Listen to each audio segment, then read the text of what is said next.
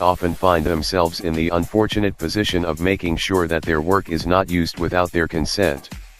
Even though most people don't mean any harm in sharing their photos without consent, it still affects the original photographer's livelihood. Still, it can be tricky to properly source a photo on the internet, so many professional photographers have enlisted the help of lawyers to get them restitution. However, hiring lawyers isn't exactly cheap. When David J. Slater saw his photographs were being used without his consent, he took action. He had no idea that, in doing so, he would be entering a legal battle that would go on for years. The worst part? The subject of his photos wasn't even a human. Selfies are a dime a dozen. But how about a selfie taken by a monkey? You've got to admit that's one selfie that's pretty darn special. It's also one that has led to a court case so big that one man might wind up bankrupt.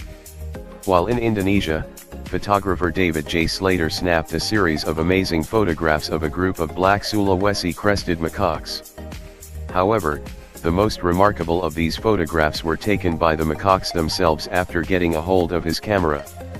After one of the photographs of these monkey selfies wound up on the popular website Wikipedia, people everywhere began stealing his photo for their own use. David was outraged and took the appropriate legal action. But Wikipedia had its own defense.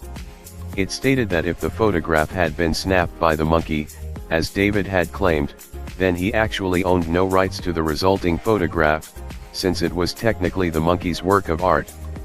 A fair point, in its own weird way. When David published a book featuring the selfies taken by the monkeys, PETA decided to sue him on behalf of the primate artists. If this lawsuit succeeds, PETA claimed, it will be the first time that a non-human animal is declared the owner of property, rather than being declared a piece of property himself or herself. Defending his rights has left David nearly bankrupt. He argued that he was the one who traveled to the jungle, formed relationships with the monkeys, and ultimately developed the film. As such, the photos, he believed, were his own. For years, artists have fought to maintain the rights to their own photographs on the internet. While this case might seem ridiculous on the surface, it's actually a logical next step in this battle. As technology advances, it isn't outrageous to think there may be more cases like this in the future. When David set out to take these amazing photographs, going to court was the last thing on his mind. The reason he snapped these images to begin with was to draw attention to the endangered macaques. David, at 52, had lost most of his savings in the fight over the copyright for these images. When a hearing was held recently in America about the case, the Englishman could not even afford a flight to the United States. David was so frustrated about the case that he was considering giving up photography altogether. He said he would likely have to take up a new career just to pay the bills. He considered tennis coaching and even walking dogs. As for the monkeys, various attempts have been made to reach out to them for comment.